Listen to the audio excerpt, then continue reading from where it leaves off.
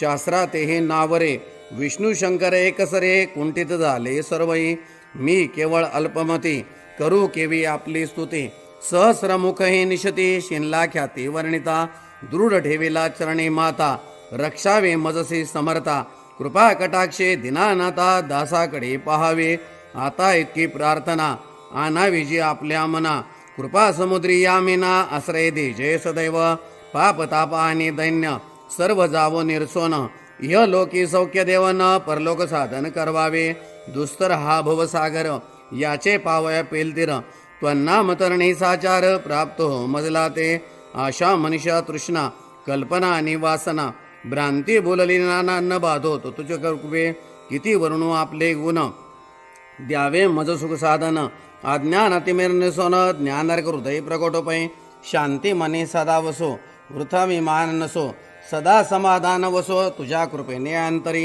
भव दुःखे हे निरसो तुझ्या भजने चित्त वसो वृथा विषयांची नसो वासना या मनाते सदा साधू समागम तुझे भजन उत्तम तेने होवा सुगम दुर्गम जो भोवंत व्यवहारी वर्तता न पडो भ्रांती चित्ता अंगीन यावी असत्यता सत्य विजयी सर्वदा आप्तपोरगाचे पोषण न्याय मार्गावलंबन इतके द्यावे वरदान कृपा करुणी समर्था असोनिया संसारात प्राशीन तव नामामृत प्रपंच आणि परमार्थ तेने सुगम मज लागी करता आणि करविता तूच एक स्वामीनाथा माझी आठाई वार्ता मी पणाची नसेची गुरुर ब्रह्मा गुरुर विष्णू गुरुर देवो महेश्वरः गुरु साक्षात परब्रह्म तस्मै श्री गुरवे नमः श्री स्वामी समर्थ महाराज की जय. श्री स्वामी समर्थ. प्रथम जे आरतीला आलेले आहेत त्यांनी आधी दर्शन करून घ्यायचं, त्रिवार मुजरा करायचा आहे. श्रीपाद श्री वल्लभ श्री नृसिंह सरस्वती गुरुदेव दत्त भगवान श्री स्वामी समर्थ महाराजाय नमः. प्रार्थना पूर्वक नमस्कारामी समर्पयामी. आता हातामध्ये धुपाचं भांड घ्या. धुपाचं भांड घ्या. दोन्ही हात लावायचे धुपाच्या भांड्याला.